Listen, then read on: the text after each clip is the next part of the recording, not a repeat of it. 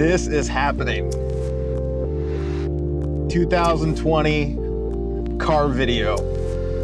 I haven't done this in years, man.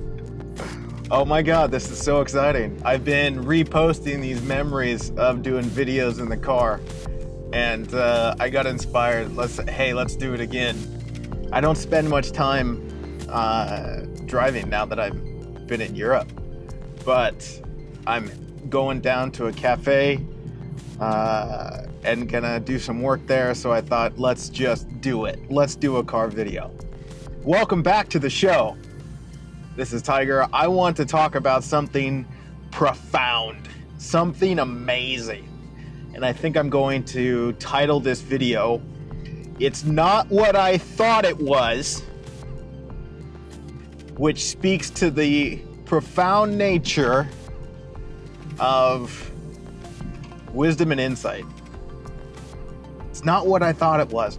Have you ever noticed that this is the primary discovery that opens you up to experience more love? Oh my God, I get started and it's like, there's so much we could talk about. So much beauty, so much magic.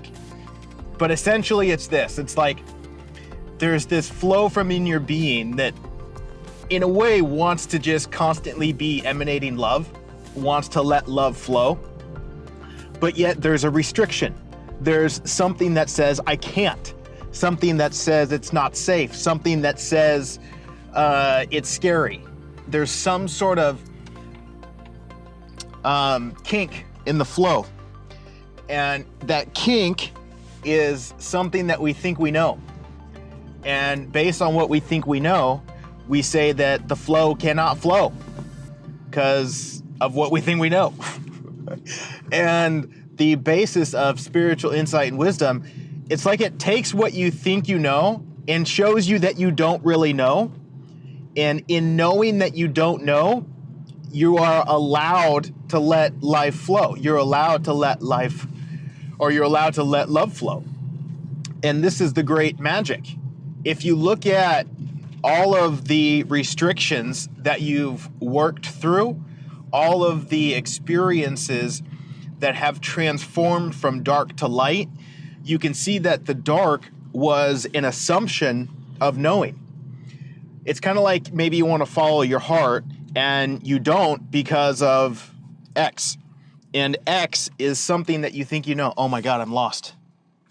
I don't know where I'm going. Is it right or left? Oh, I forget. Let's go left and see what happens.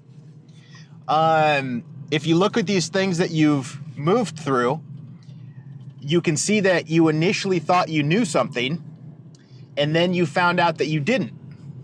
Or you found out that what you thought was the case, turns out it wasn't the case. And then in that, you can look back and laugh at it, and then continue on your journey. And this is what we constantly run into, is our self-proclaimed knowing of limitation that says, oh, I can't do this because of da-da-da-da-da, or I'm not enough because of da-da-da-da-da. And the path of discovery is to see that the da-da-da-da-da-da is just made up nonsense. It's not true. It's not real. There's absolutely nothing in the way. And this is fun. This can be fun. I know from one perspective, it looks like a monumental challenge, but that's just something else that you think you know. Because after you move through it, you're like, oh, that was kind of easy. It's not what I thought it was going to be. You're absolutely right. So this is the basis of discovery is, I need to pick up my speed here. This is the basis of discovery, is realizing that what you thought you knew wasn't really true. And in that, it points to an underlying foundation of reality. And we're putting words to something that you can't put words to, but in effect, it's to see that there's nothing, that it's all just empty. And our knowing are things that we put inside the empty. And we think that they're there. But they're not. They're just projected onto the canvas. And then We look at the projection and we think it's solid. But the foundation of reality is that it's incredibly empty. It's a playground of emptiness that allows you to project and create, which is very much like a painting, very much like an artist who looks at a blank canvas and paints things. And everything they're painting isn't necessarily real. It's just for play. And we paint and project limitations for the sake of play, for the sake of discovery. Oh, I'm so lost. And what I'm going to find out is that I'm not really lost. I know exactly where I'm going, even though it seems like I don't.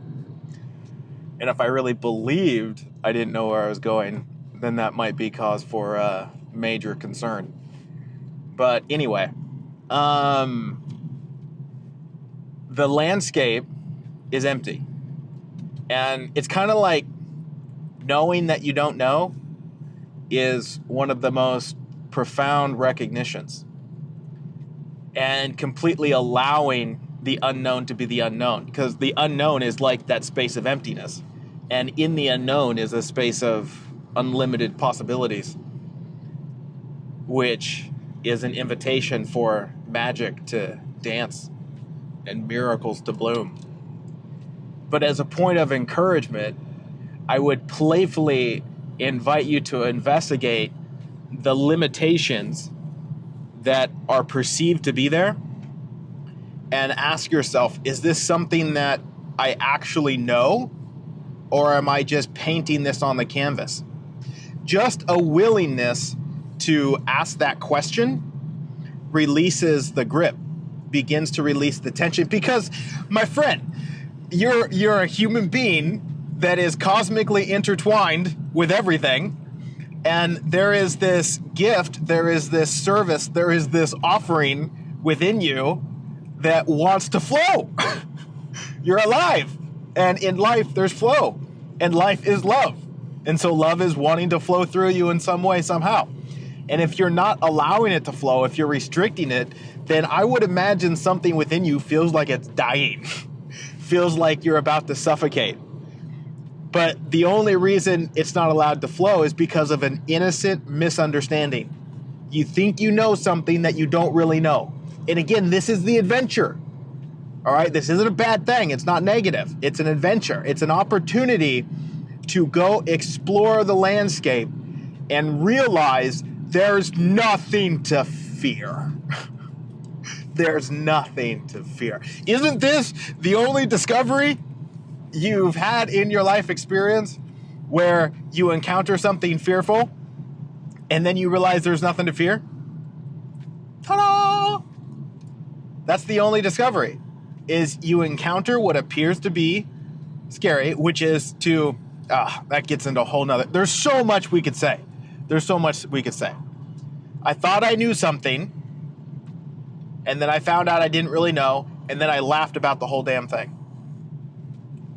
And the depth of that goes super deep, layer by layer by layer, until it collapses into emptiness, and you see, oh shit, there's nothing. Yeah, so go play. All right.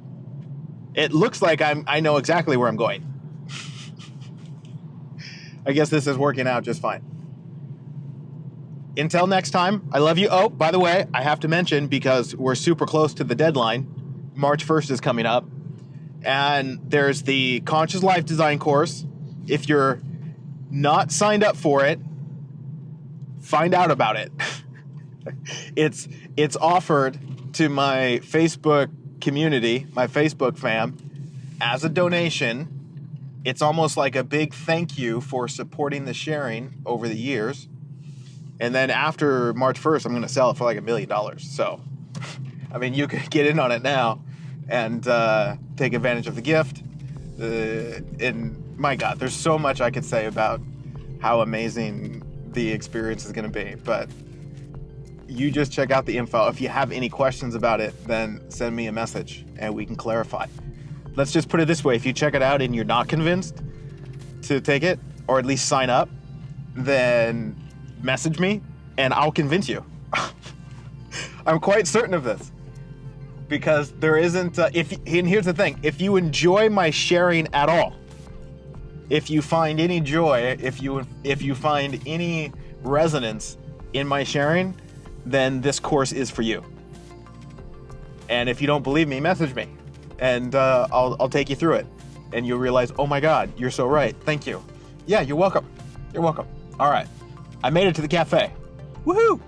Aloha and cheers to the beauty that you already are.